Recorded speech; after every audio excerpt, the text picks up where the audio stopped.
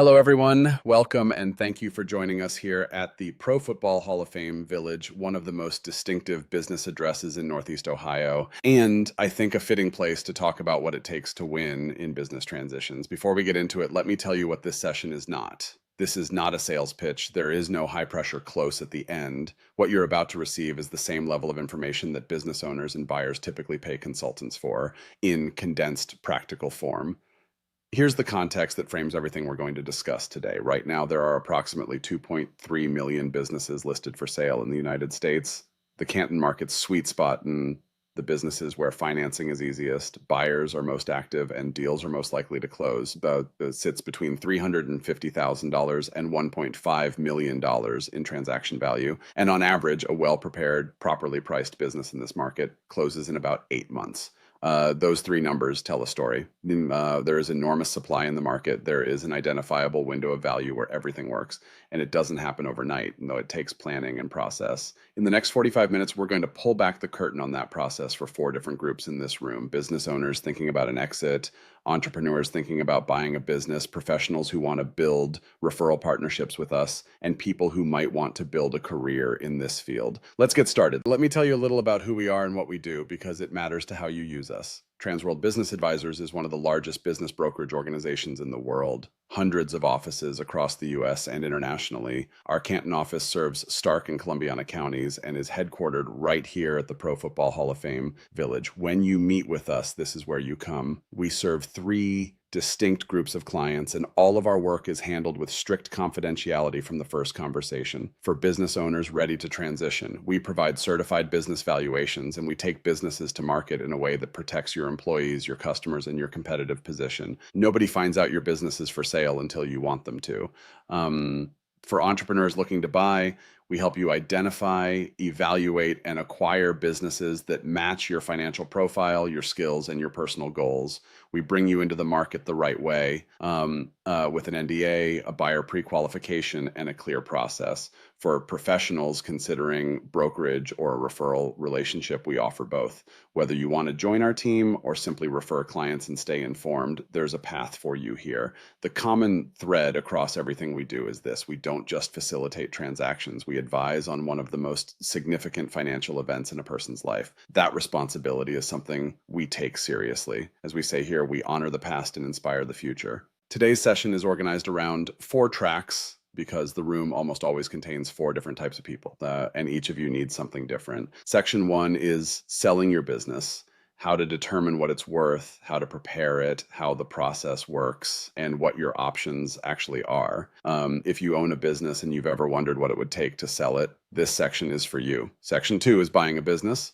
Why experienced entrepreneurs choose acquisition over startup, how deals are funded, what the process looks like step by step, and what separates buyers who close from buyers who never get there. Section 3 is becoming a referral partner for the CPAs, financial advisors, bankers, attorneys, and consultants in the room. We'll talk about how this relationship works and why it creates value for you and your clients. Section 4 is a career in brokerage. For anyone who has ever thought about what it would look like to represent buyers and sellers of businesses for a living, we'll end with a call to action for every person in the room, regardless of which category you're in. Let's go.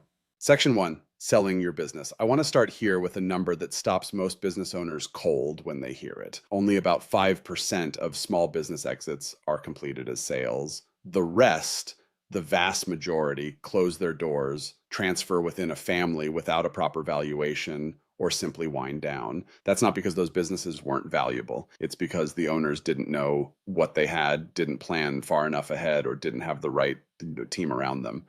In this section, we're going to make sure that's never true for anyone in this room. The most common question I get from business owners is my business even sellable? And my answer is almost always the same: probably yes. But the value depends heavily on how you prepare it. Let me give you a starting point that doesn't require an accountant. It's called the 2-number test. Pull out a napkin if you need to. Number 1, what do you pay yourself? Your salary or your owner compensation, the total amount that comes to you personally for running the business. Let's say that's $100,000. Number 2, what's left in the business after you pay yourself?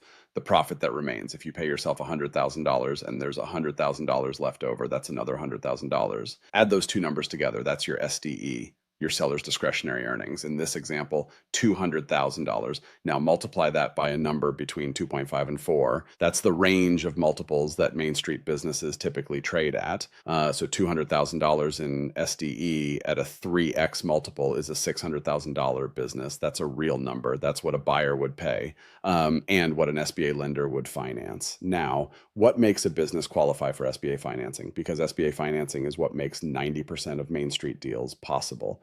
Four things need to be true. The business generates enough cash flow to service the acquisition loan. Revenue has been consistent over 2 to 3 years. The owner is not the sole reason customers come back, and the financial records are clean or can be reconstructed accurately. If those 4 boxes are checked, your business is SBA eligible. And an SBA eligible business with $350,000 or more in transaction value is one of the most fundable acquisition opportunities in the American marketplace. Buyers can acquire it with as little as 10% down. That's a $35,000 entry point on a $350,000 business. That level of leverage is simply not available on commercial real estate or most other investable assets. The SBA 7A program finances up to $5 million in business acquisitions. The Canton market's sweet spot, the range where we see the most buyer activity and the most closings, is right in that $350K to $1.5 million range. Can anyone in the room run that 2-number test on their own business right now? Now let's go a level deeper on valuation, because this is where most business owners either overvalue or undervalue their companies,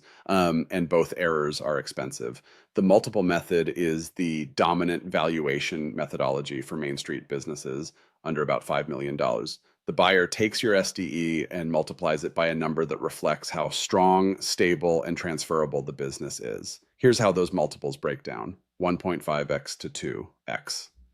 This is a struggling or high-risk business. Revenue declining, the owner is the business, poor financial records, or a difficult industry. These sell, but they sell hard, slowly, and at a discount. 2x to 2.8x. This is a stable but basic business. Consistent revenue, some processes in place, average margins, sellable but buyers will negotiate. This is the good enough zone. 2.8x to 3.5x. This is a solid Main Street business, good margins, documented operations, loyal customers, and a team that doesn't fall apart when the owner goes on vacation. This is SBA heaven. This is where most of our listings in Stark and Columbiana County trade. 3.5x to 5x and above, a premium business, strong brand, recurring revenue, a management team in place, and minimal owner dependence. These businesses have been built to be sold, and they command the price to prove it. The practical implication, the difference between a 2.5x and a 3.5x multiple on a business with $200,000 in SDE is $200,000. That's not a rounding error. That's 2 years of your income. What moves you up the multiple scale? Documentation, recurring revenue, team depth, financial cleanliness, owner independence. These are all things you can work on, but they take time. The businesses that command premium multiples almost always started planning 2 to 3 years before they listed. Again, the difference between a 2.5 multiple and a 3.5 multiple on a 200K SDE business is $200,000. That is real money, and it's in your control.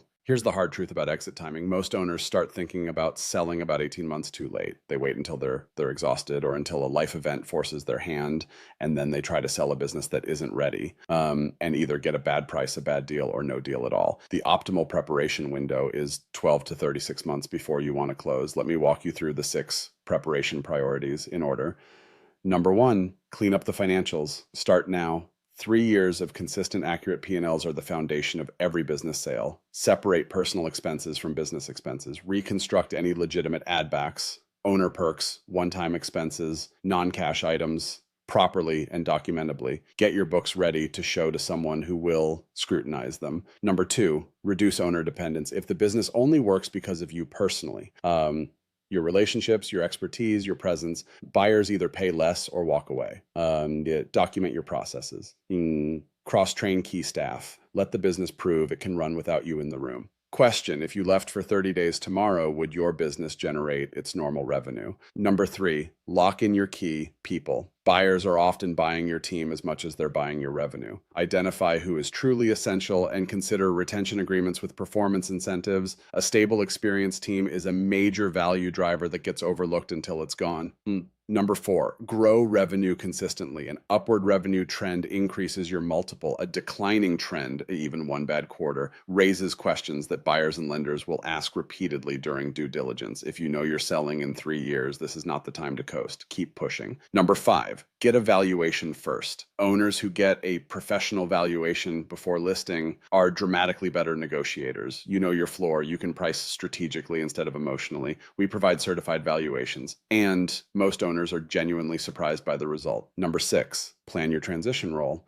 Most buyers want the seller to stay involved for at least 30 days after closing. Know in advance what you're willing to do, for how long, and under what terms. A clean, credible transition story increases buyer confidence and reduces deal risk. Let's walk through exactly what the sale process looks like, from valuation to the day you hand over the keys. 8 steps. Step one is valuation. An appraisal using SD multiples, asset review, and comparable market transactions. This sets your listing price. A properly supported listing price is one of the most protective things you can have. It reduces negotiating vulnerability and filters out buyers who aren't serious. Step two is prepare the package. We build your confidential information memorandum, the CIM or SIM. This is the marketing document that qualified NDA signed buyers receive. It tells your business's story, financials, operations, staff structure, facilities, competitive position, growth opportunities. A well-built SIM does a significant portion of your selling for you. Step three is go to market. Your business is listed confidentially on Transworld's global buyer network, BizBuySell, businessesforsale.com, BizScout, BizQuest, businessbroker.net, and multiple other sites and broker databases,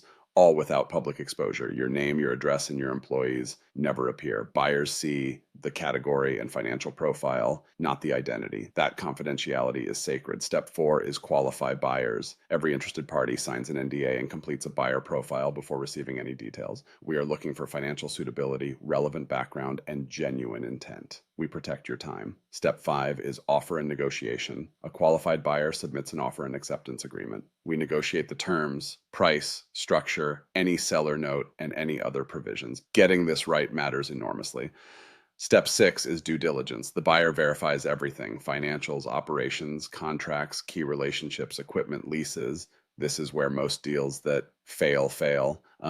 And it's almost always because something discovered in due diligence doesn't match what was represented earlier. Preparation before listing is your insurance policy against due diligence surprises. Step seven is closing. Attorneys prepare the bill of sale, assignment and assumption and non-compete agreements. Funds transfer, ownership changes. This is the day you've been working toward. Step eight is transition. You support the new owner for the agreed period. Relationships transfer, knowledge transfers. The business continues without you. That's the goal. Average time from listing to closing, 6 to 12 months. Plan accordingly. One of the most common misconceptions about business transitions is that your only option is a full sale to an outside buyer.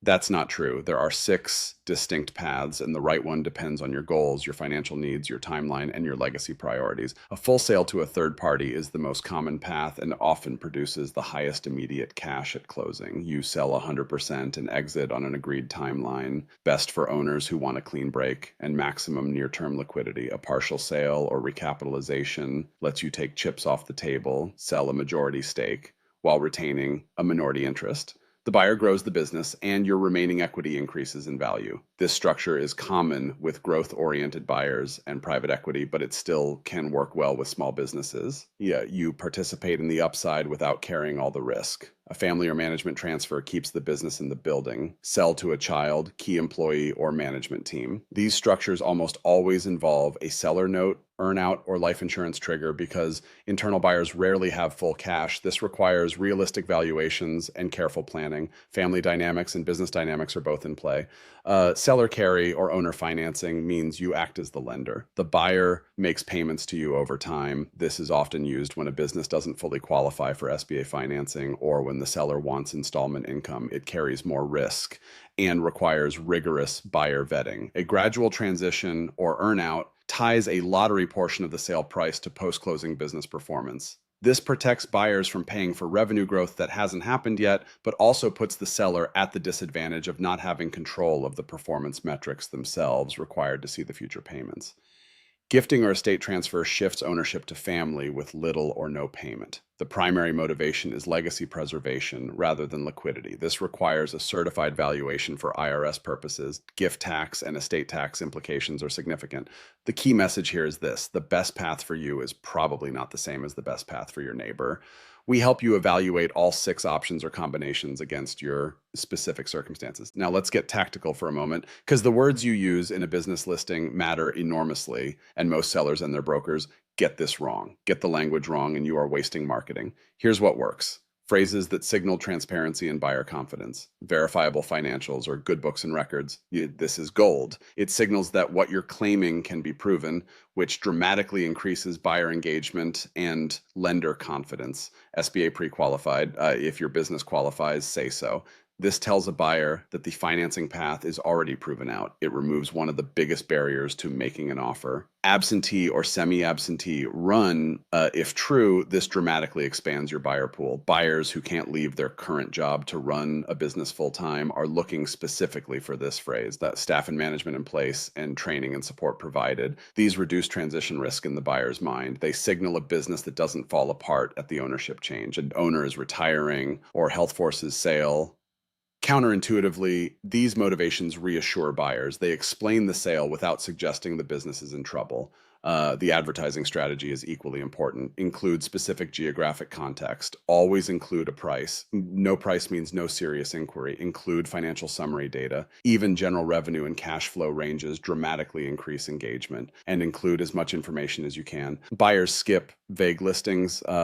This slide is the flip side, and I show it at every event because the errors are common. Potential. Every unsold business has potential. This word signals that the actual results aren't there yet. Sophisticated buyers read this as a warning. My loss is your gain.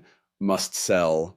Desperation language. It destroys negotiating leverage before the first conversation. Act fast before it's gone and will not last. It creates urgency that undermines credibility. Buyers ask why the urgency is necessary. In an A-plus location or location, vague. Buyers want the actual city and county, not a grade. And worse, no location means no findability in search results. All capital letters looks like shouting. Signals an inexperienced seller. Multiple exclamation points looks desperate. Legitimate businesses don't need to shout. No price, no financial information, very little description.